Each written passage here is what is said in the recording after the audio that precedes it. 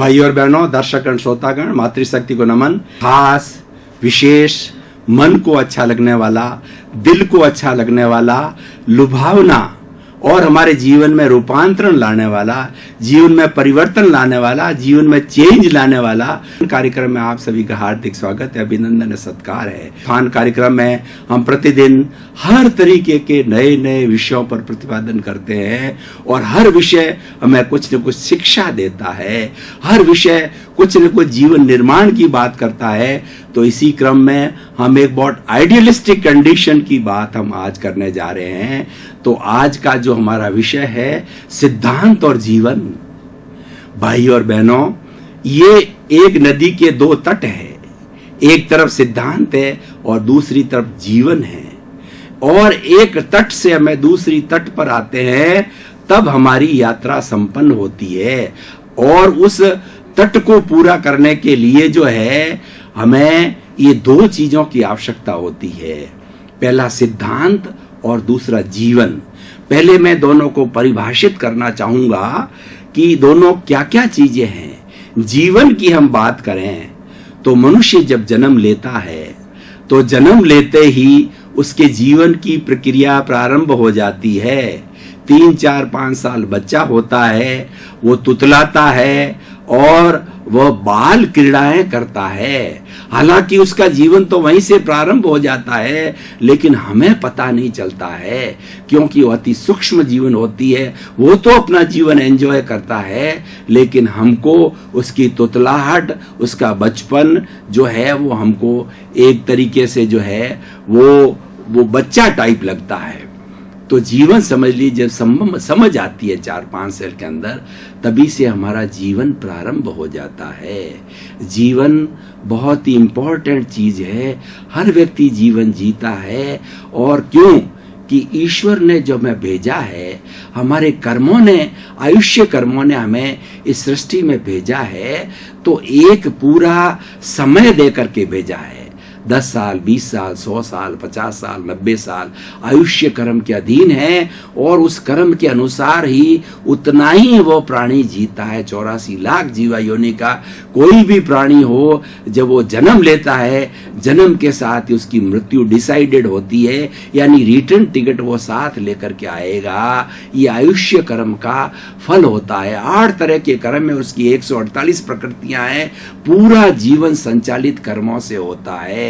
सारा भाग्य की बात करें, पुण्यई की बात करें, सब कुछ कर्मों से संचालित होता है। ये अलग विषय है। मैं बात कर रहा हूं जीवन की। तो इस तरीके से हम जो समय जन्म और मृत्यु के बीच के अंदर हम जो समय गुजारते हैं उसको जीवन कहते हैं। जीता हरेक है, लेकिन कौन कैसा जीवन जीता है ये महत्वपूर्ण बात है। कौन कितने वर्ष तक जीता है कोई बड़ी बात नहीं है, लेकिन उन वर्षों के अंदर वह समाज को क्या दे करके जाता है, अपनी खुशबू किस तरह से फैला के जाते हैं। स्वामी विवेकानंद को देखिए, केवल 36 वर्ष तक जिए, लेकिन वो 36 सेंचुरी तक का जो है वह हमें दे गए। और इनका बचपन का नाम नरेंद्र था। इनकी फाइनेंशियल कंडीशन इतनी थी कि बचपन में पिताजी गुजर गए और माता जो उनका जीवन यापन करती थी और उनके पास साधन नहीं थे। तो कभी माता भूखी रहती, कभी नरेंद्र भूखे रहते, और नरेंद्र कभी माँ को खिलाते, कभी माँ नरेंद्र को खिलाते। यह बात जो है रामकृष्ण परमहंस, बहुत पहुंचे हुए साधु कहिए, साधक थे, उनको ज्ञात थी और नियति का योग था। वो नरेंद्र जो है वो जो है रामकृष्ण परमहंस की सनिधि के अंदर आए, तो उन्होंने कहा, वो काली माँ के पुजारी थे कि तुम काली माँ के पास जाकर के मांगो, धन मांगो, संपत्ति मांगो, तुम्हारा जो है जीवन सफल हो जाएगा। काली माँ के मंदिर में गए और काली माँ का दिव्य रूप देख करके वो कुछ भी मांग नहीं सके और वापस लौट के आ गए। तो फिर दूसरी बार रामकृष्ण परमहंस ने भेजा, तो वो जाकर के काली माँ के पास में उस दिव्य रूप के पास में खड़े हुए और वो धन दौलत मांगना भूल गए। उन्होंने कहा, माँ give me my mother, give me enlightenment. मुझे जो है दिव्य शक्ति दो कि मेरे भीतर जितनी भी शक्तियां हैं सब उजागर करो, ताकि मैं समाज की सेवा कर सकूं, विश्व की सेवा कर सकूं। उनको एक भीतर ज्योति जली और एनलाइटमेंट हुआ और वो स्वामी विवेकानंद बन गए। शिकागो के अंदर 1894 के अंदर जब वो भारत का प्रतिनिधित्व करने के लिए गए तो बहुत से देश की धर्म सभा जुड़ी हुई थी और विदेश के देशों जो सूटेड बूटेड थे उन्होंने, और ये हमारी भारतीय पगड़ी धोती और जो कुर्ता उसमें गए थे भगवा कपड़े के अंदर, तो उनका मखौल उड़ाया गया कि ये क्या व्यक्ति है, कैसा व्यक्ति है और ये क्या बोलेगा, ये नादान आदमी क्या बोलेगा। लेकिन सब जो विवेकानंद ने जब बोलना चालू किया, ladies and gentleman, my brothers and sisters, and he spoke 18 hours continuously on zero. What is zero? What is the function of the zero?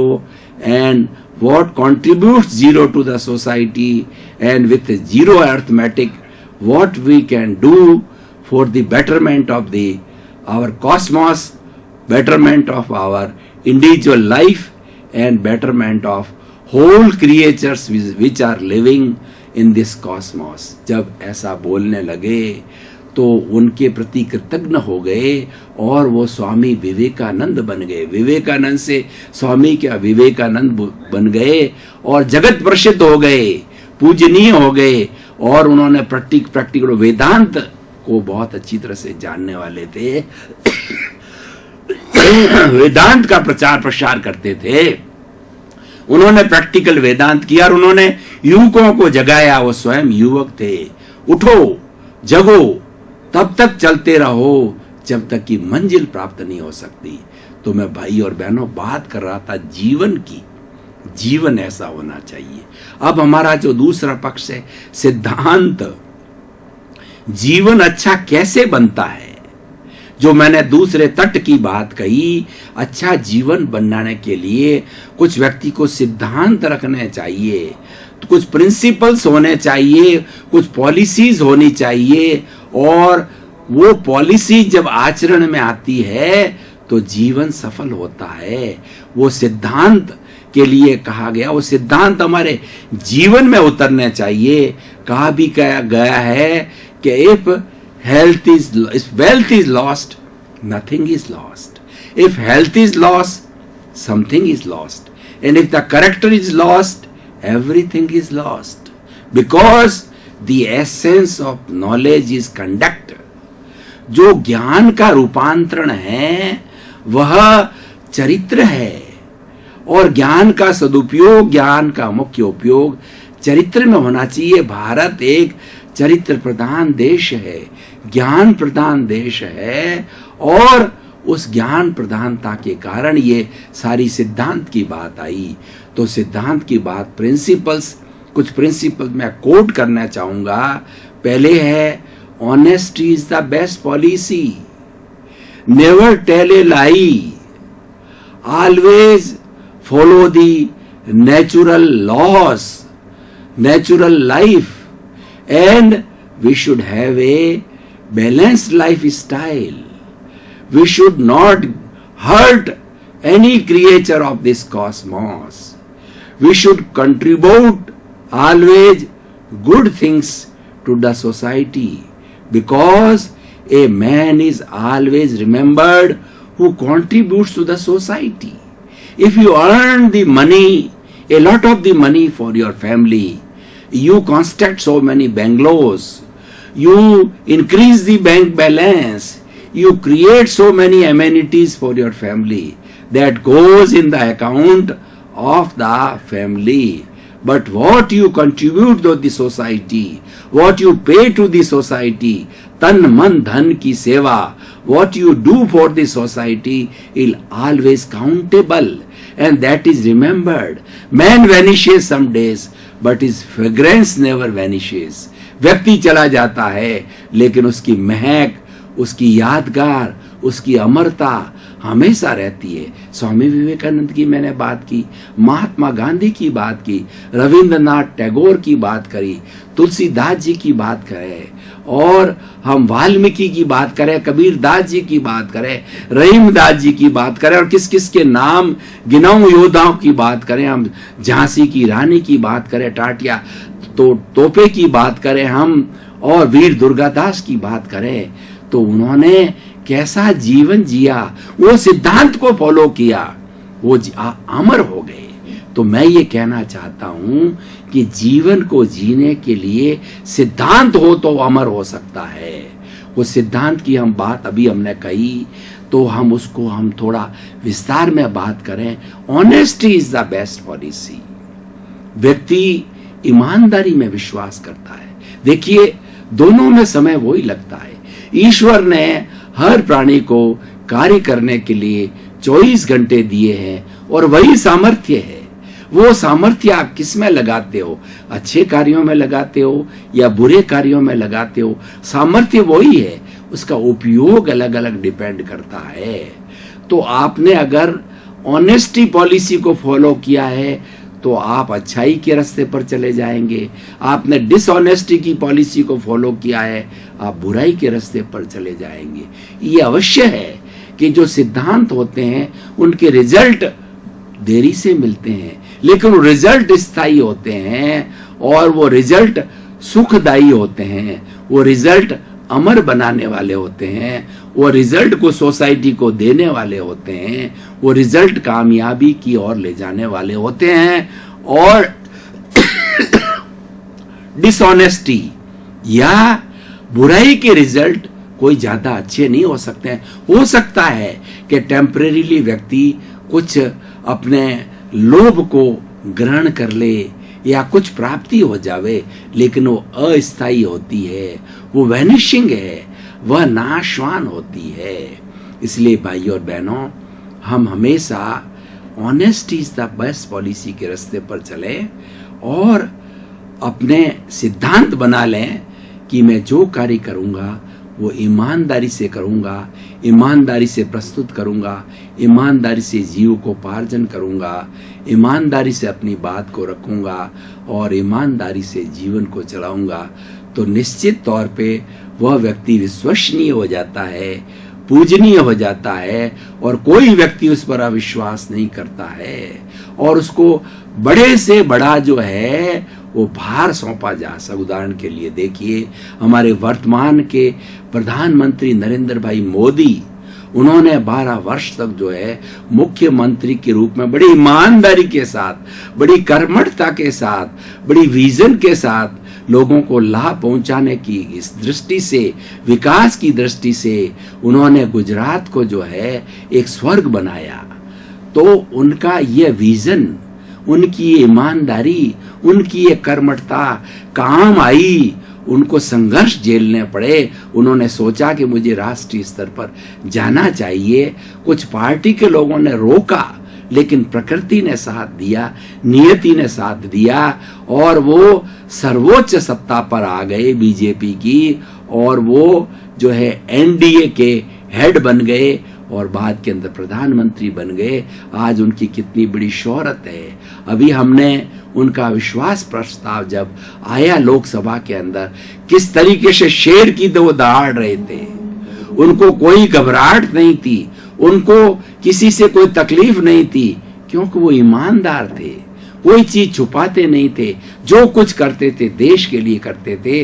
और वो हमेशा कहते हैं, मुझे 125 करोड़ जनता के 250 करोड़ हाथ मेरे साथ है, मुझे चिंता करने की कोई जरूरत नहीं है, मुझे उनका आशीर्वाद प्राप्त है। उनके लिए काम करना, उनके लिए भले के लिए काम करना, उनके लिए सेवा के लिए कार्य करना है। तो ये सिद्धांत की बात है, और इस सिद्धांत की वजह से वो पूजनीय हुए हैं। अब दूसरी बात हम देखें, नेवर टेल ए लाई। हम जीवन में कभी भी झूठ नहीं बोलें। सूत्र बहुत छोटा है, लेकिन इसके रिजल्ट बहुत बड़े होते हैं। हमने कोई भी घर में हो, चाहे हम अपने जो है वर्किंग प्लेटफॉर्म के ऊपर हो, चाहे पार्टी के साथ हो या कोई समाज के साथ हो, झूठ नहीं बोल करके सच्ची सच्ची बात रखते हैं तो हमारे पर भरोसा किया जा सकता है। हो सकता है कुछ मजबूरियों की वजह से हमने गलती कर ली हो, वो गलती क्षम्य हो जाती है क्योंकि हमने गलती की वो समाज के विकास के लिए की, परिवार के विकास के लिए की, स्वयं के विकास के लिए की, बिना किसी लोभ लालच में आकर के की। तो व्यक्ति जो सच बोलने वाला होता है वह नेक इंसान कहलाता है और वह हमेशा जो है पूजनीय हो जाता है।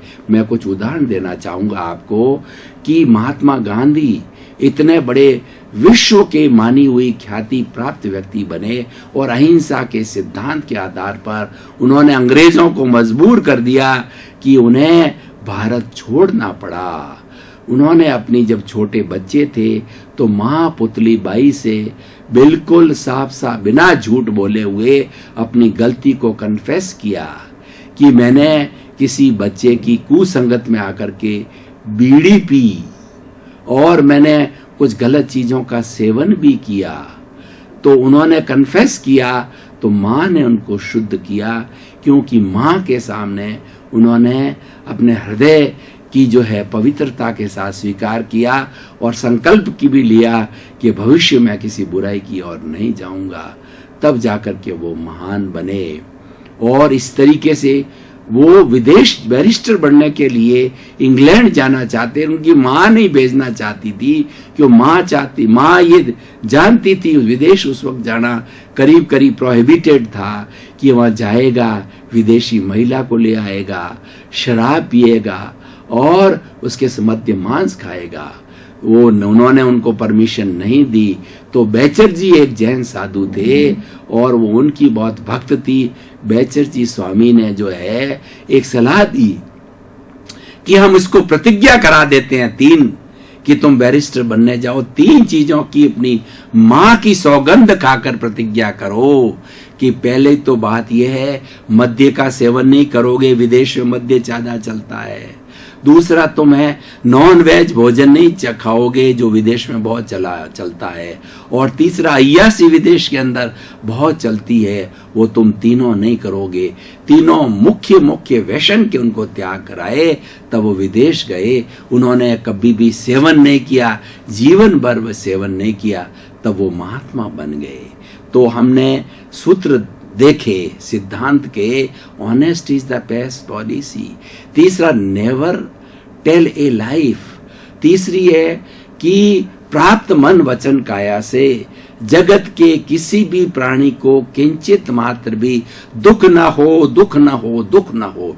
ये सूत्र सुबह उठते ही आप याद करें, प्रभु से प्रार्थना करें, हे ईश्वर मुझे शक्ति दो कि मेरे जो मन वचन काया है इससे पूरे 24 घंटे में किसी भी प्राणी के साथ मेरा कोई दुख का वर्ताव ना हो, मैं उनको कष्ट न दूं। ये सबसे बड़ा धर्म है। लगता बहुत छोटा है लेकिन इसकी उपयोगिता, इसके रिजल्ट बहुत गहरे हैं। वह व्यक्ति जब ऐसा सोचने लग जाता है तो वह सुबह से शाम तक चाहे पेड़ हो, पौधा हो, पशु हो, पक्षी हो, वो चलेगा तो देख कर चलेगा कि कोई छोटे जीव जंतु की मेरे से हिंसा नहीं हो जाए। वो पानी गिराएगा, थोड़ा उपयोग में लेगा क्यों पानी के अंदर जीव होते हैं। पेड़ पौधे अनावश्यक रूप से नहीं काटेगा और इस तरीके से अनावश्यक रूप से पृथ्वी का दोहन नहीं करेगा। उसके दिमाग के अंदर एक ही बात हो गई कि सभी आत्मतुला के सिद्धांत से चलते हैं। भाई और बहनों, दर्शकगण, श्रोतागण, आपका बहुत बहुत धन्यवाद। आपके ही पुरुषार्थ के कारण कार्यक्रम सफलता की ओर बढ़ रहा है। कार्यक्रम की आत्मा हो तभी इसको सफलता मिल रही है। आप देखते हो और इस पर रिएक्शन करते हो, अपने सुझाव देते हो। आपके प्रति मंगल भावना, शुभकामना। ओम।